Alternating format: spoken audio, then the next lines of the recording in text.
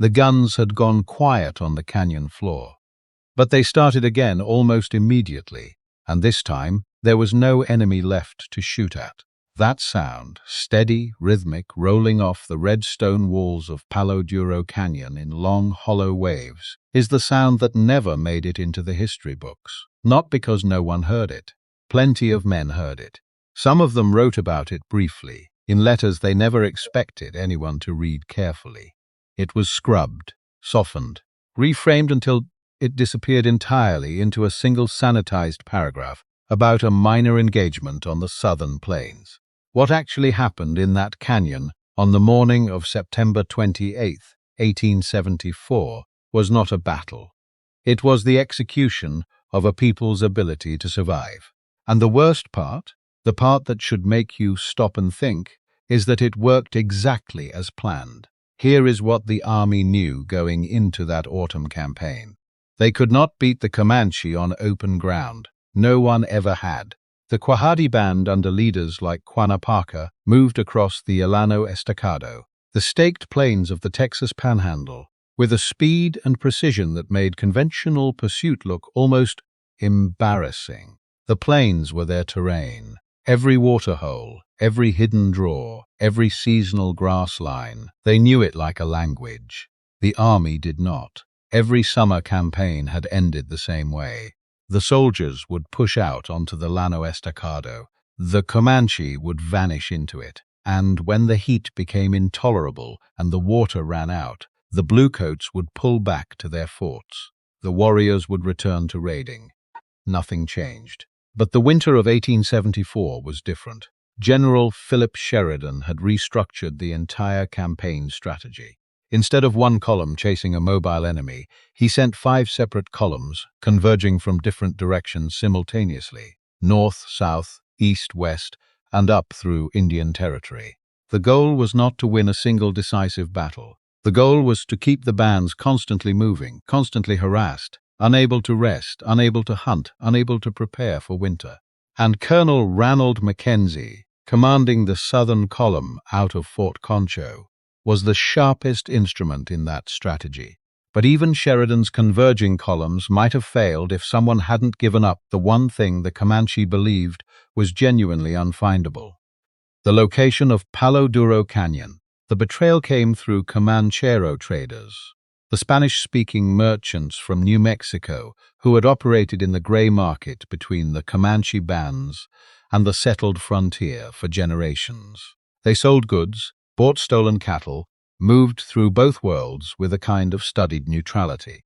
And when the army applied enough pressure, military arrests, threats, the offer of protection, some of them talked. But it wasn't only the Comancheros. Mackenzie also used Seminole Negro Indian scouts and, critically, a Comanche captive named Red Warbonnet who had been taken earlier in the campaign. Under interrogation, and the army's definition of interrogation on the frontier left little room for refusal, Red Warbonnet confirmed what the Comancheros had described. The canyon existed. He knew where the trail down into it could be found. He knew how many people were wintering there. The canyon was described. The approximate location pinned. A route down into it confirmed by someone who had walked it himself. Mackenzie had his target, and his men had no idea what they were riding toward. And Palo Duro Canyon was no ordinary target. Cut 800 feet into the earth, across a stretch of the Texas Panhandle. The canyon ran for more than 100 miles beneath the flat surface of the Llano Estacado. From above, standing on the plain, you could walk to within 50 yards of its rim and never know the ground was about to disappear beneath you. The cottonwoods growing along its creek bed, the shelter of its walls, the grass that stayed deep and nutritious well into the cold months, all of it invisible from the surface. For the Comanche, Kiowa, and Southern Cheyenne families, who gathered there each autumn, the canyon was not a defensive position. It was a home, a place where the killing winter wind lost its teeth, where the walls held warmth, where children could grow strong through the hardest months. By late September of 1874, hundreds of people were settled in along the canyon floor. Tipis stood in clusters along the creek. Horses, somewhere between 1,000 and 1,400 of them, grazed on the canyon grass. And the winter stores, smoked buffalo meat, preserved food, robes, blankets, lodge coverings.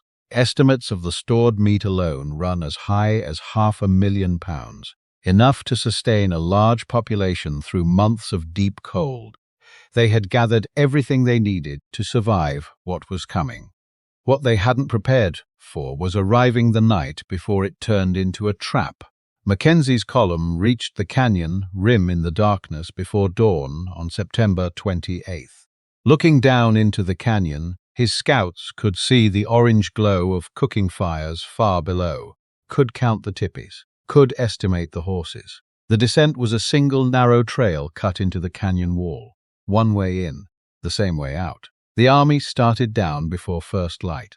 A Kiowa boy spotted them first. The shot he fired, the warning, triggered a brief, chaotic eruption of noise and movement in the canyon below.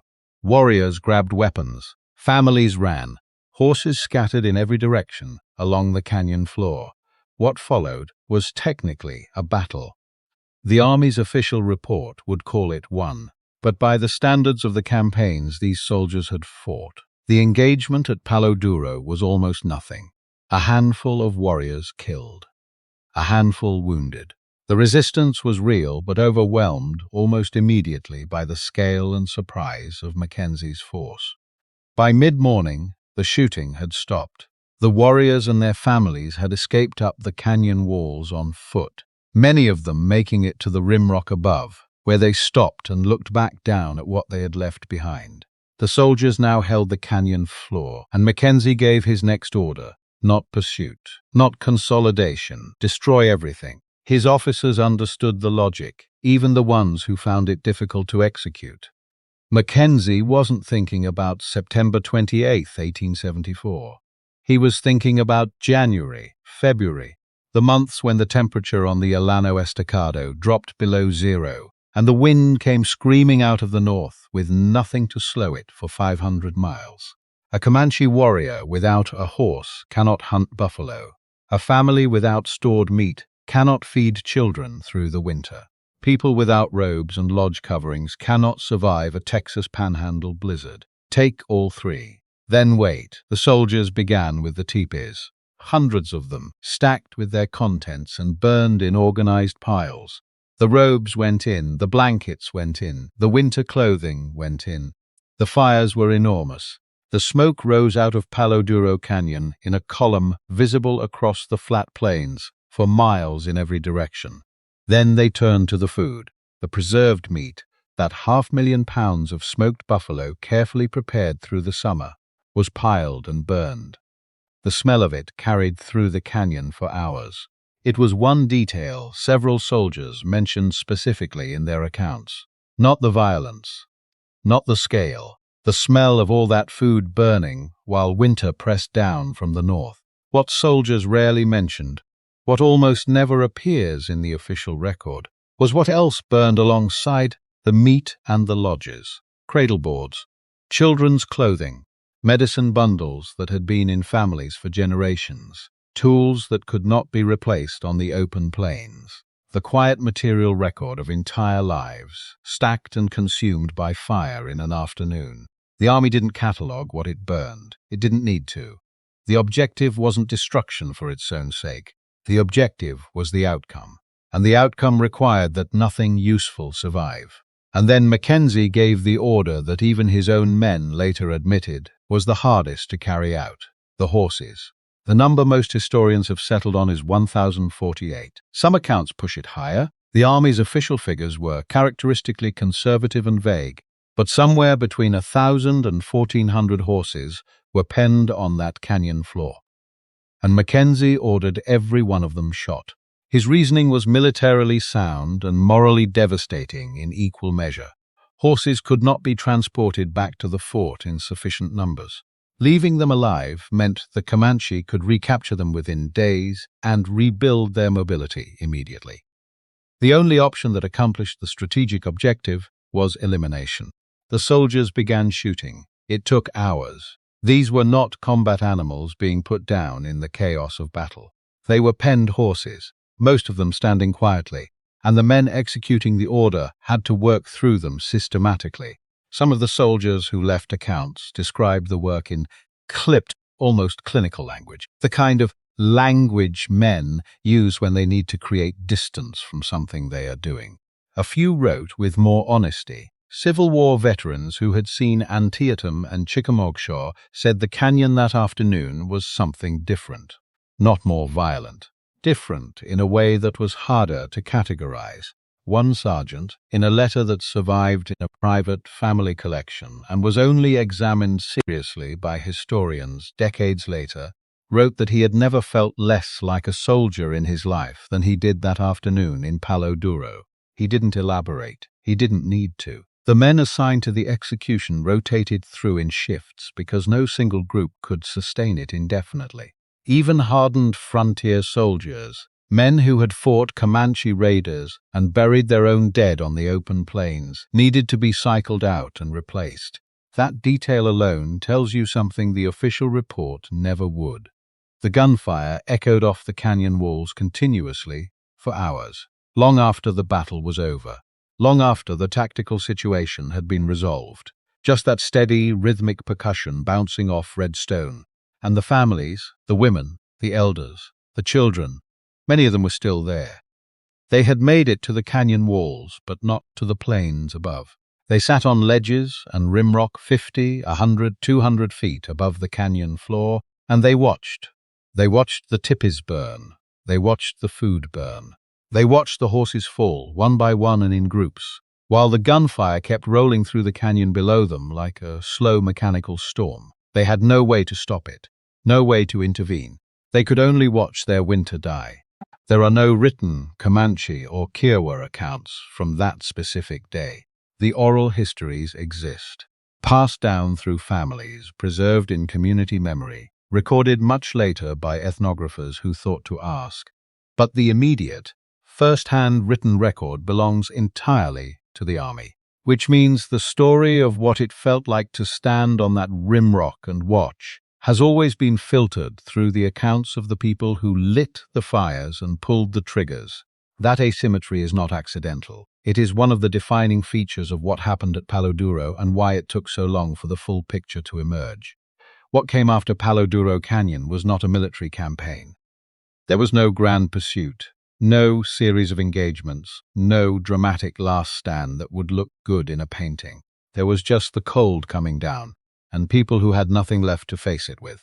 The bands scattered across the Llano Estacado in small groups. Families, fragments of bands, people trying to keep moving, trying to find food, trying to survive on a landscape that had been stripped of buffalo by commercial hunters, already moving systematically through the southern plains.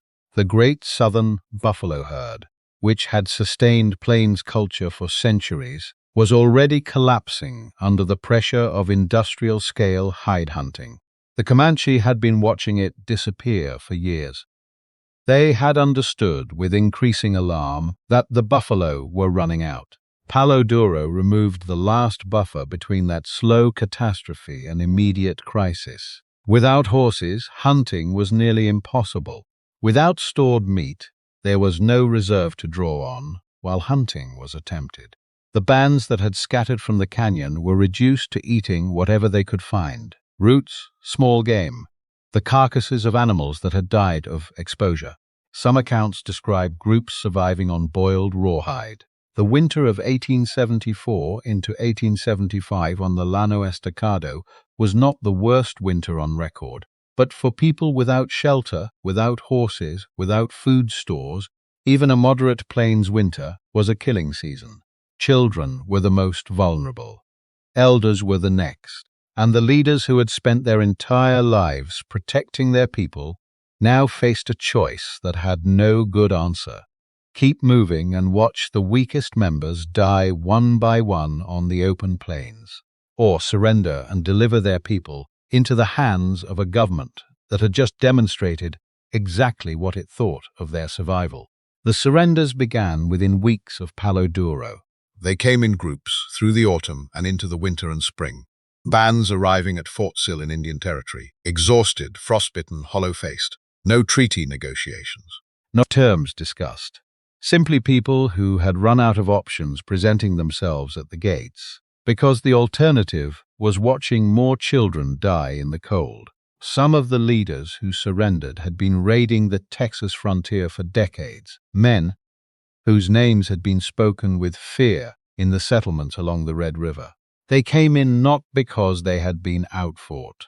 They came in because their people were starving and freezing on the open plains, and there was nowhere else left to go. In June of 1875, Quanah rode into Fort Sill. He brought with him the last free Quahadi Comanche, the band that had held out longest, resisted hardest, vanished deepest into the staked plains every time the army came. The band whose mobility and knowledge of the terrain had made them effectively uncatchable for decades. Not a single pitched battle had defeated them. Palo Duro Canyon had, not by killing their warriors, by killing their horses, their food, and their shelter, and then stepping back while the Texas winter did the rest. After the surrenders, the army separated out the leaders it considered most dangerous. No trials were held. No charges were formally filed in any civilian court.